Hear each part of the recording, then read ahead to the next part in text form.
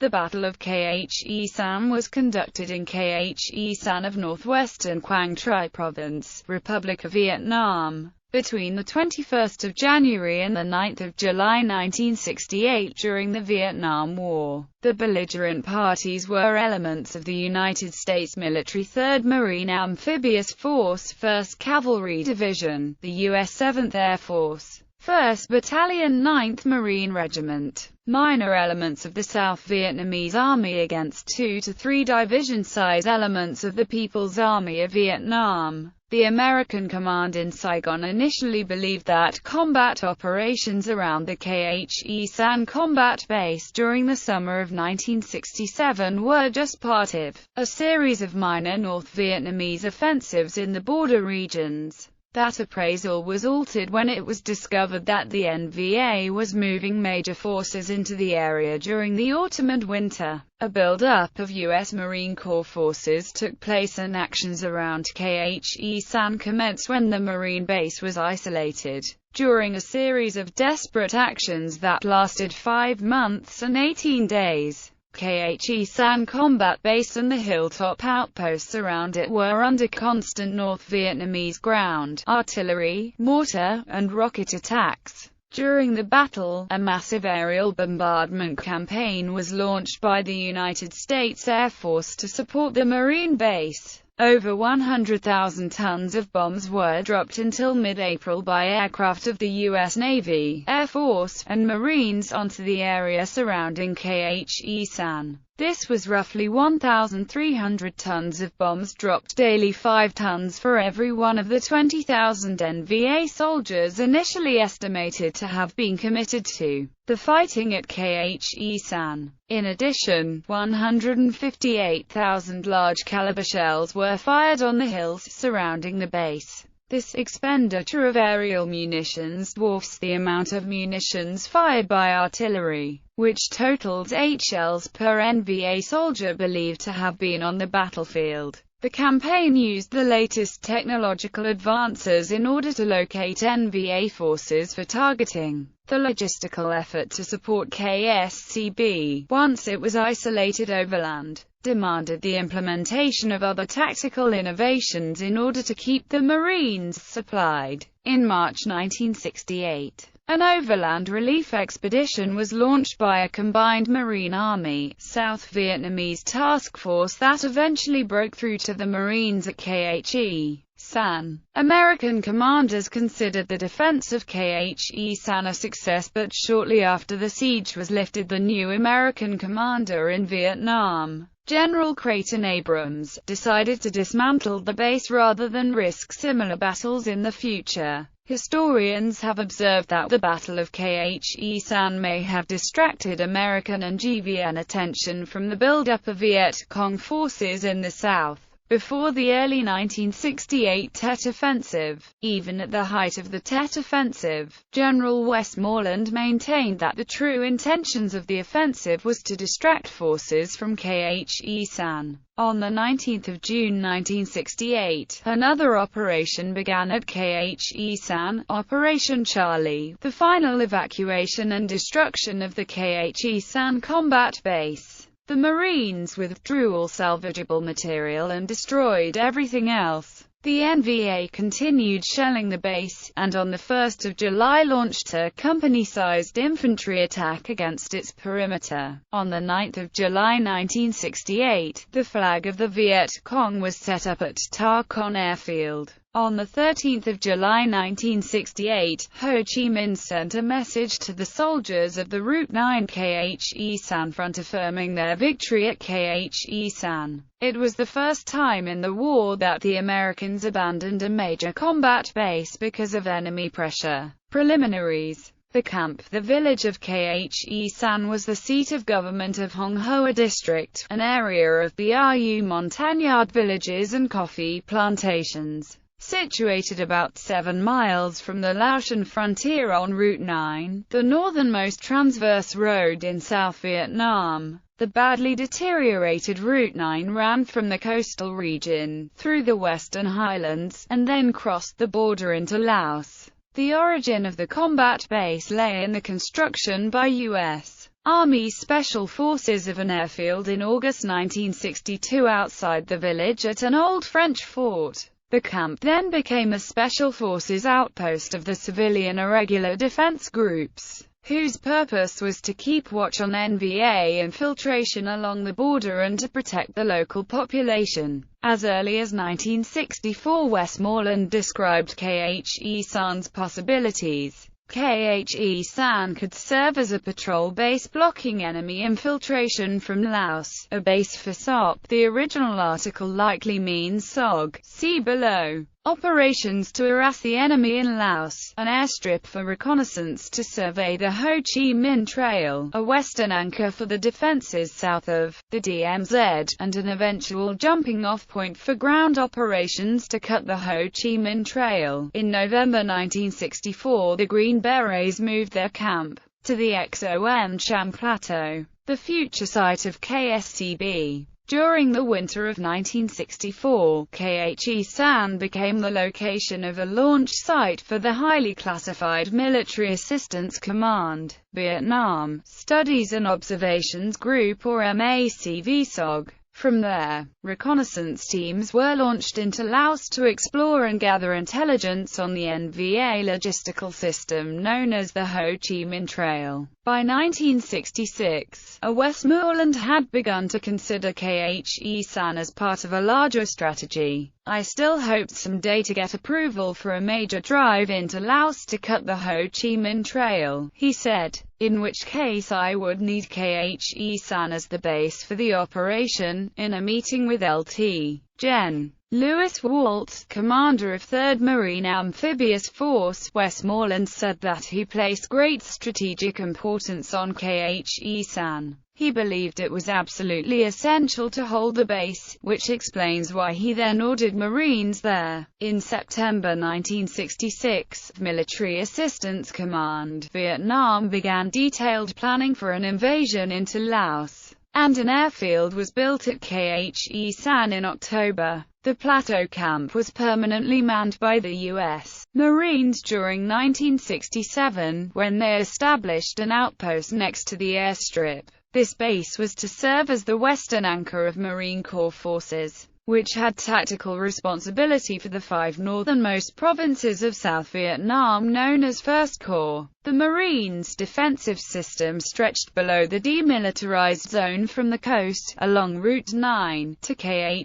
Sanh. During 1966, the regular Special Forces troops had moved off the plateau and built a smaller camp down Route 9 at Lang Vei, about half the distance to the Laotian border. Border battles during the second half of 1967, the North Vietnamese instigated a series of actions in the border regions of South Vietnam. All of these attacks were conducted by regimental-size NVA, Viet Cong units. But unlike the usual hit-and-run tactics used by the People's Army forces, these were sustained and bloody affairs. In early October, NVA intensified battalion-sized ground probes and sustained artillery fire against Con Thien, a hilltop stronghold in the center of the Marines' defensive line south of the DMZ in northern Quang Tri province. Mortar rounds, artillery shells, and 122 mm rockets fell randomly, but incessantly upon the base. The September bombardments ranged from 100 to 150 rounds per day, with a maximum on the 25th of September of 1,190 rounds. The American commander in Vietnam, General William C. Westmoreland, responded by launching Operation Neutralize, an aerial and naval bombardment campaign designed to break the siege. For 7 weeks, American aircraft dropped from 35,000 to 40,000 tons of bombs in nearly 4,000 airstrikes. On the 27th of October, a NVA regiment attacked an Army of the Republic of Vietnam battalion at Song Be Acute, capital of Phoc Long Province. The North Vietnamese fought for several days, took casualties, and fell back. 2 days later, the 273rd VC Regiment attacked a Special Forces camp near the border town of Loc Ninh, in Bin Long Province. troops of the U.S. 1st Infantry Division were able to respond quickly. After a 10-day battle, the attackers were pushed back into Cambodia. At least 852 North Vietnamese soldiers were killed during the action, as opposed to 50 American and South Vietnamese dead. The heaviest action took place near Dak Tu, in the Central Highlands province of Kon Tum. There, the presence of the 1st NVA Division prompted a 22-day battle that saw some of the most intense close-quarters fighting of the entire conflict. American intelligence estimated that somewhere between 1,200 and 1,600 North Vietnamese troops were killed, while 362 members of the U.S. 4th Infantry Division, the 173rd Airborne Brigade, and ARVN airborne elements were killed in action. Nonetheless, 3 of the 4 battalions of the 4th Infantry and the entire 173rd were rendered combat ineffective during the battle. American intelligence analysts were quite baffled by this series of enemy actions. For them, there appeared to be no logic behind the sustained NVA-VC offensives, other than to inflict casualties on the Allied forces. This they accomplished, but the casualties absorbed by the North Vietnamese seemed to negate any direct gains they might have obtained. The border battles did, however, have 2 significant consequences that were unappreciated at the time. They fixed the attention of the American command on the border regions, and they drew American and ARVN forces away from the coastal lowlands and cities. In preparation for the Tet Offensive hill fights, things remained quiet in the Khe Sanh area through 1966. Even so, General Westmoreland insisted that it not only be occupied by the Marines, but that it be reinforced. He was vociferously opposed by General Lewis W. Walt, the Marine commander of 1st Corps. Walt argued heatedly that the real target of the American effort should be the pacification and protection of the population, not chasing NVA and the VC in the hinterlands. Westmoreland won out, however, and the 1st Battalion, 3rd Marine Regiment was dispatched to occupy the camp and airstrip on 29 September. By late January 1967, 1/3 was relieved by Bravo Company, 1st Battalion, 9th Marines. A single company was replacing an entire battalion. Prados argues that one of the mysteries surrounding the Battle of Khe Sanh was why, after running roughshod over the Marines concerning the defense of the base at Khe Sanh, Westmoreland allowed the drawdown. But Wider explains that Khe Sanh objectives of interdicting NVA infiltration through Laos were negated as the base was completely surrounded. Furthermore, NVA's General GIAP claimed that Khe Sanh itself was not of importance, but only a diversion to draw U.S. forces away from the populated areas of South Vietnam. On 24 April 1967, a patrol from Bravo Company became engaged with a NVA force of unknown size north of Hill 861. This action prematurely triggered a North Vietnamese offensive aimed at taking Khe Sanh. The NVA forces were in the process of gaining elevated terrain before the launching of the main attack. The 2nd and 3rd Battalions of the 3rd Marine Regiment, under the command of Colonel John P. Lanigan, reinforced KSCB and were given the task of pushing the North Vietnamese off of Hills 861, 881 North, and 881 South. North Vietnamese forces were driven out of the area around Khe Sanh after suffering 940 casualties. The Marines suffered 155 killed in action and 425 wounded. In order to prevent NVA observation of the main base at the airfield, the hills of the surrounding Khe Sanh Valley had to be continuously occupied and defended by separate Marine elements, thereby spreading out the defense. In the wake of the hill fights, there was a lull in NVA activity around Khe Sanh. By the end of May, Marine forces were again drawn down from 2 battalions to 1, the 1st Battalion, 26th Marines. Lieutenant General Robert E. Cushman, Jr., relieved General Walter's commander of 3 MAF in June. On 14 August, Colonel David East Lones took over as commander of the 26th Marine Regiment. There were sporadic actions in the vicinity during the late summer and early fall, the most serious of which was the ambush of a supply convoy on Route 9. This proved to be the last overland attempt at resupply for Khe Sanh until the following March. During December and early January there were numerous sightings of NVA troops and activities in the Khe Sanh area, but the sector remained relatively quiet.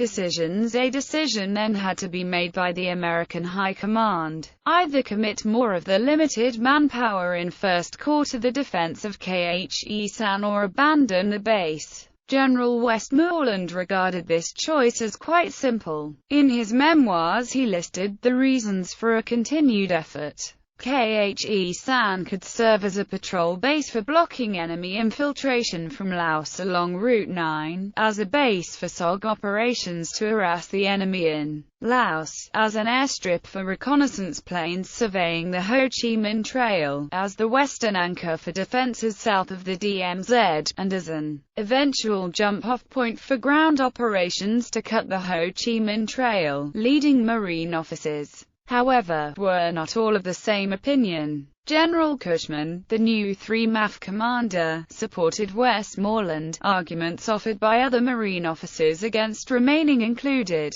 that the real danger to First Corps was from a direct threat to Quang Tri-City and other urban areas, that her defense would be pointless as a threat to infiltration, since NVA troops could easily bypass Khe Sanh, that the base was too isolated and that the Marines had neither the helicopter resources, the troops, nor the logistical basis for such operations. The weather was another critical factor because the poor visibility and low overcasts attendant to the monsoon season made such operations hazardous to say the least. Brigadier General Lowell English complained that the defense of the isolated outpost was ludicrous. When you're at Khe Sanh, you're not really anywhere. You could lose it and you really haven't lost a damn thing, as far as Westmoreland was concerned. However, all he needed to know was that NVA had massed large numbers of troops for a set-piece battle. Making the prospect even more enticing was that the combat base was in an unpopulated area where American firepower could be fully brought to bear, without having to worry about civilian casualties.